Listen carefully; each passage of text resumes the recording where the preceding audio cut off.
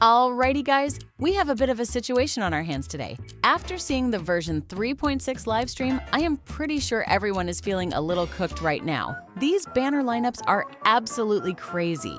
On top of that, right around the corner, version 3.7 is bringing us the Mengzhou Sentinel Hsin alongside Suoming. Now, this brings us to the real question. Should you pull in version 3.6 or should you save all your pulls for version 3.7 in Hsin? Let us answer that today. Before we dive in, just a quick reminder that the information shared in this video is based on leaks, beta testing, and community speculation, so everything is subject to change. Take it with a grain of salt. With that out of the way, let us get straight into it. Let us kick things off with what version 3.6 is bringing us in Phase 1. We have Qingxiao as the brand new resonator joining the roster, running alongside a rerun for Denia. Everyone has figured out by now that Qingxiao is a premium tune strain DPS unit, and Kuro Games is running Denia right next to her. Denia is currently one of the absolute best tune strain sub-DPS options available. So, should you pull for either of them, and do they actually bring value to your account? Let us look at an average player's roster. If you already own someone like Luke and you are running him with Linne in Tune Strain mode, and you also own a solid arrow DPS like Sigrica or Kartithia, do you actually need Qingxiao or Denia? Let us be honest. Most average players cannot afford to pull both characters, especially with the 50-50 system draining resources. Here is my recommendation.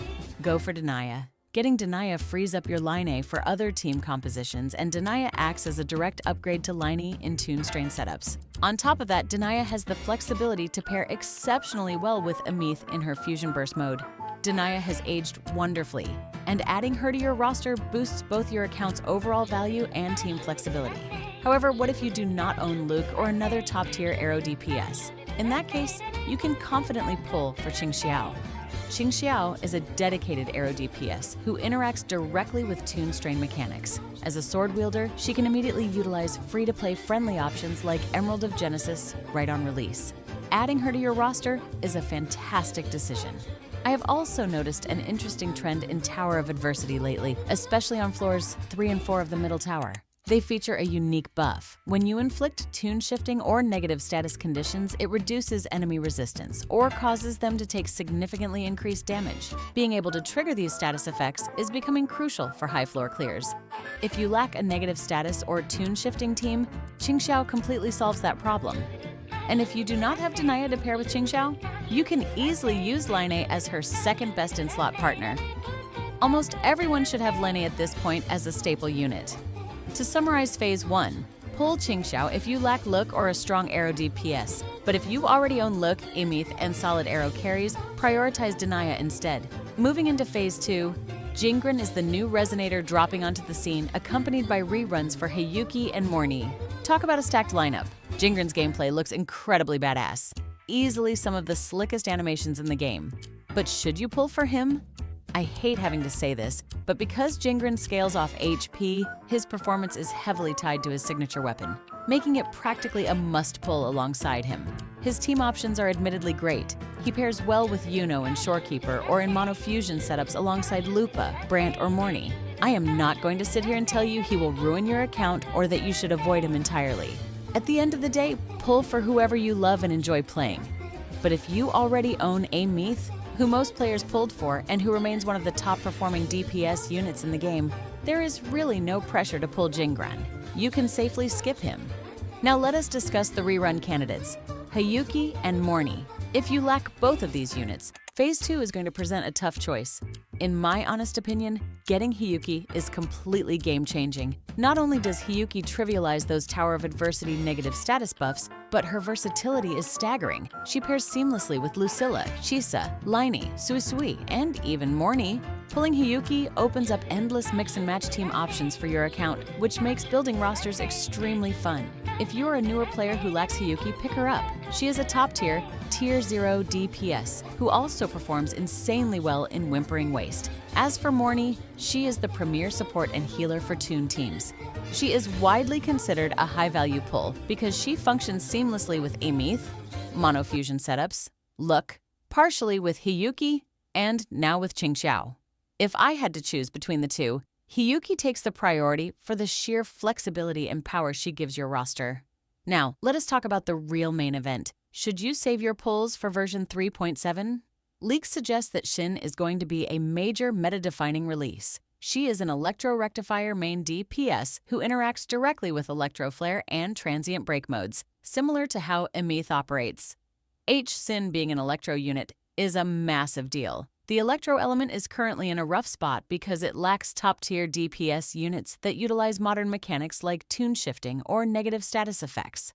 Augusta is currently carrying the Electro element on her back, but Jingran is poised to steal her best teammates and outperform her. Releasing a brand new Electro carry right now makes total sense. Plus, as the literal sentinel of Mengzhou, Hsin is heavily implied to break the meta and take the spot as the best DPS unit in the game. Her initial team options look fantastic. You can run her with Electro Rover and Suisui as her current best-in-slot team. Hsin is expected to consume negative status stacks in her kit, which fully triggers Suisui's massive buffs, while Electro Rover provides extra amplification and Electro Flare application.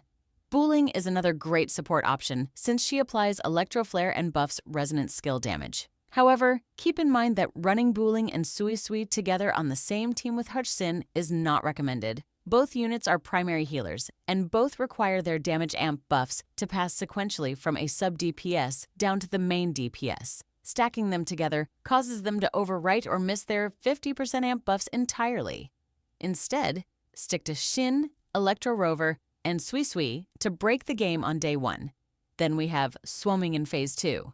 Suoming is the next potential girl character everyone is watching out for on the upcoming banner roadmap. She remains mysterious, with rumors fluctuating between Electro and Havoc elements, though most sources point toward her being a Rectifier user.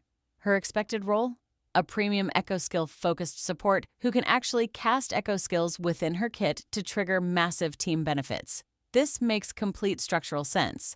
Echo Skill damage is currently a niche playstyle utilized mainly by Frolova and Sigrica. Adding a dedicated healer and support who can cast Echo Skills and scale or amplify Echo Skill damage would elevate Frolova's Hecate summons and turn Sigrica into an absolute monster. If Suoming boosts Echo Skill damage, version 3.7 is shaping up to be an unbelievable super tight patch where you will be squeezed for pulls back-to-back. This might also be the perfect window for Sigrica to finally get her first rerun, making the entire 3.7 patch feel like a back-to-back must-pull banner sequence.